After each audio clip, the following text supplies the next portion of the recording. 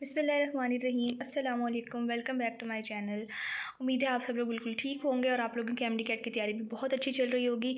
तो आज की वीडियो में मैं आपको बताऊंगी कि मैंने किस तरह से तैयारी करके एमडी कैट में 188 मार्क्स लिए थे। लेकिन मुझे एमडी कैट की तैयारी करने के लिए सिर्फ 2 मंथ्स मिले थे, बिकॉज़ हमारा जो एंट्री टेस्ट था वो उस टाइम पीएमसी यानी पाकिस्तान मेडिकल कमीशन ने लिया था और उसमें हमें सिर्फ़ और सिर्फ 2 मंथ्स मिले थे। कुछ बच्चों को 2 मंथ से भी कम टाइम मिला था, 1 महीना मिला था, बिकॉज़ पूरा महीना एमडी कैट जो है वो चलता रहा था। और मेरा 28 सितंबर को मेरा एमडी कैट हुआ था और मेरे 28 जुलाई को एफएससी के एग्ज़ाम्स ख़त्म हुए थे। तो जस्ट 2 मंथ्स के अंदर मैंने किस तरह तैयारी करके 188 मार्क्स लिए थे, ये मैं आपको आज की वीडियो में बताऊँगी। सबसे पहला मोस्ट इम्पॉर्टेंट पॉइंट जो है वो होता है अपने गोल के ऊपर फोकस्ड रहना और हर तरह के डिस्ट्रैक्शन को अवॉइड करना। ठीक है, तो जब मुझे ये पता चला कि मेरे पास सिर्फ 2 मंथ्स हैं एमडी कैट की तैयारी करने के लिए, तो मैंने सोचा कि दिस इज़ द डू और डाई टाइम फॉर मी, कि या तो मुझे करना है, इसके अलावा मेरे पास और कोई सेकंड ऑप्शन नहीं है। ठीक है, इवन मैंने किसी भी और यूनिवर्सिटी में, उस टाइम बाकी यूनिवर्सिटीज़ के एडमिशन भी स्टार्ट हो गए थे जिसमें बीएस प्रोग्राम्स वगैरह के एडमिशन स्टार्ट हो गए थे, बट मैंने किसी भी दूसरी यूनिवर्सिटी में एडमिशन नहीं लिया, बिकॉज़ अगर आपके पास कोई ऑप्शन बी होता है ना, तो फिर आप ऑप्शन ए पर फोकस नहीं कर सकते। ठीक है, तो मैंने अपने आप को ये बता दिया था कि मेरे पास सिर्फ एक ही ऑप्शन है कि एमडी कैट को क्लियर करना और फर्स्ट अटैम्प्ट में मेडिकल कॉलेज में एडमिशन ले लेना है। इसके अलावा मैंने अपने आप को बताया कि मेरे पास और कोई दूसरा ऑप्शन नहीं है।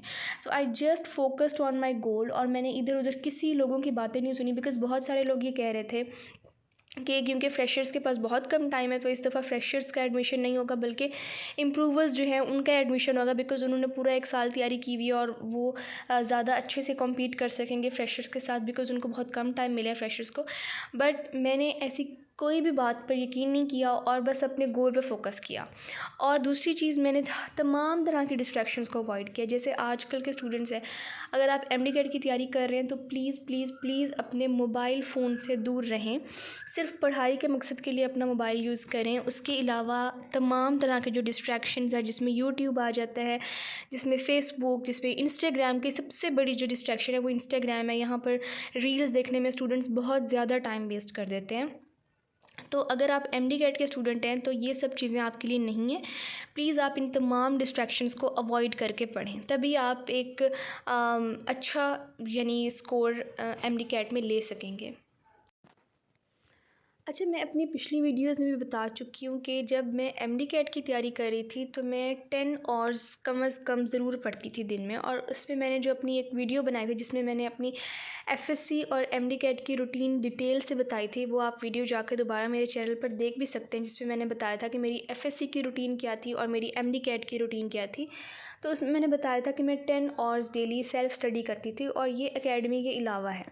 ठीक है, तो अगर तो आप लोग ये सोचें कि ऐसा तो पॉसिबल ही नहीं है, कोई 10 आवर्स कैसे पढ़ सकता है, सो इट इज़ पॉसिबल जब आपके पास इतना कम टाइम होता है और आपके पास इतना ज़्यादा सिलेबस होता है और आपने अपने आप को ये बता दिया होता है कि I have to do it in the first attempt, तो फिर आपको करना पड़ता है। तो इसलिए मैं भी 10 आवर्स पर डे पढ़ती थी, क्योंकि मेरी जो एकेडमी होती थी वो सुबह के टाइम होती थी, यानी सुबह 5 बजे 6 बजे हमारी एकेडमी स्टार्ट होती थी और 10 बजे तक हमारे लेक्चर सारे कंप्लीट हो जाते थे। तो 11 बजे मैं घर आ जाती थी।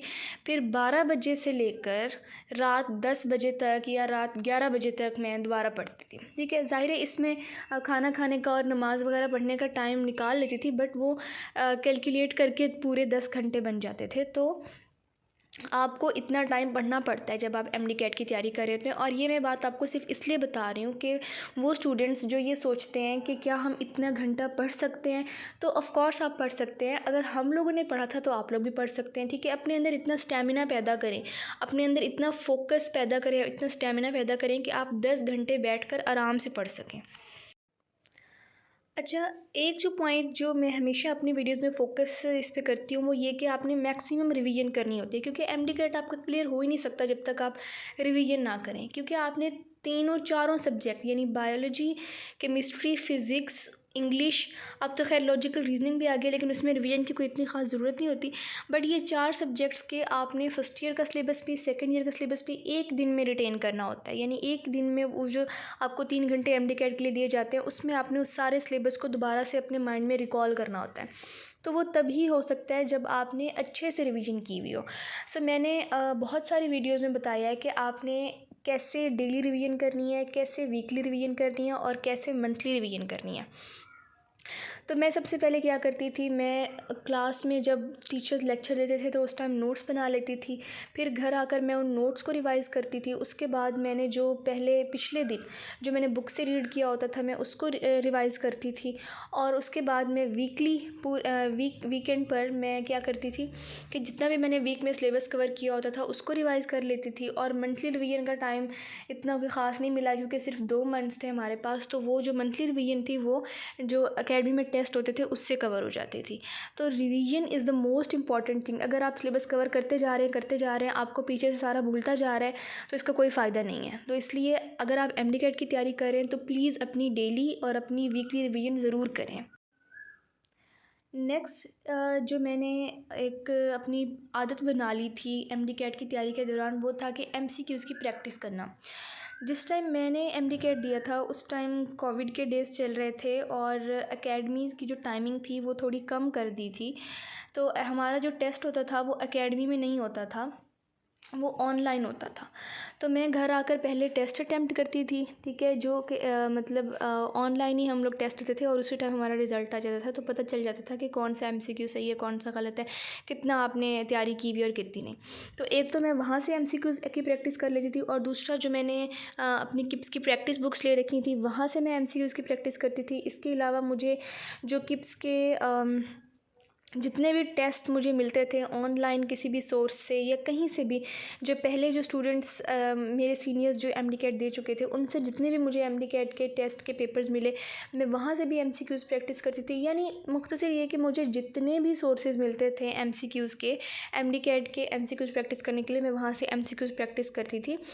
और उससे मुझे इतना फ़ायदा हुआ कि मेरे बहुत सारे कॉन्सेप्ट्स क्लियर हो गए। यानी बहुत सारी ऐसी बातें जो बुक में नहीं लिखी हुई थी, वो एमसीक्यूज़ की प्रैक्टिस करने से और उनकी एक्सप्लेनेशन देखने से मेरे क्लियर हो गए। इसके अलावा मेरी स्पीड बहुत तेज़ हो गई एमसीक्यूज़ सॉल्व करने की। और जब आप एमसीक्यू प्रैक्टिस करते हैं और आप सही एमसीक्यूज़ करते हैं तो आपका कॉन्फिडेंस बिल्ड होता है। और सबसे इंपॉर्टेंट चीज़ एमडी-कैट में कॉन्फिडेंस ही होता है। अगर आप कॉन्फिडेंस के साथ जाएंगे, अगर आपको ये यकीन होगा कि मुझे सारा आता है, मैंने इतने एमसीक्यूज़ ठीक किए हैं, मैंने टेस्ट में इतने अच्छे मार्क्स लिए हैं, तो वो एक ऑटोमेटिकली आपकी परफॉर्मेंस बहुत अच्छी हो जाती है। एक और पॉइंट जो मैं चाहती हूँ कि आप सब इसको फ़ॉलो करो, और मैंने ख़ुद इसको फ़ॉलो किया था, वो ये कि मैंने अपनी रिवीजन के लिए नोट्स बना लिए थे। और मैंने अपने ही नोट्स बनाए थे, मैंने किसी और के नोट्स पे रिलाई नहीं किया था। मैंने अपने बायो के नोट्स बनाए थे, फ़िज़िक्स के नोट्स बनाए थे, केमिस्ट्री के नोट्स बनाए थे, and believe me they help me a lot. इन्होंने मेरा बहुत ज़्यादा टाइम सेव कर लिया, बिकॉज़ फ़िज़िक्स की जो रिवीजन थी, वैसे तो मैंने बहुत दफ़ा रिवीजन की हुई थी फ़िज़िक्स की, लेकिन आखिरी दिन मेरे पास सिर्फ एक ही दिन बचा था फ़िज़िक्स को रिवाइज़ करने के लिए। और अगर मैं बुक से रिवाइज़ करने बैठती तो ज़ाहिर है वो मेरी रिवीजन ना होती एक दिन के अंदर। लेकिन मैंने एक दिन में आराम से फ़िज़िक्स की रिवीजन कर ली थी उन नोट्स से जो मैंने अपने बनाए हुए थे। So I recommend all of you कि प्लीज़ आप लोग जो लेक्चर्स लेते हैं, चाहे आप लोग एकेडमी जाते हैं या नहीं जाते, लेकिन ऑब्वियसली आप लोग लेक्चर्स लेते होंगे, ठीक है। जो एकेडमी नहीं जाते होंगे वो ऑनलाइन लेक्चर्स लेते होंगे, और जो एकेडमी जाते हैं उनके तो वैसे ही लेक्चर्स होते होंगे। तो प्लीज़ उन लेक्चर्स को सुनकर ही अपने नोट्स बनाते जाएँ। उन लेक्चर से के ही अगर आप नोट्स बना लेंगे ना, आपका सारा सिलेबस कवर हो जाएगा in the form of notes, और आपको रिवीजन करने में बहुत आसानी होगी। और नोट्स से रिवीजन करने में ज़्यादा अच्छे तरीके से याद रहता है एज़ कम्पेयर टू आप बुक से बार बार उस लाइन को रीड करें। तो अपने हर चीज़ के नोट्स बनाएं और उन नोट्स से बार बार रिवीजन करें, ताकि आपको अच्छे से पॉइंट्स की फॉर्म में सारा याद हो जाए।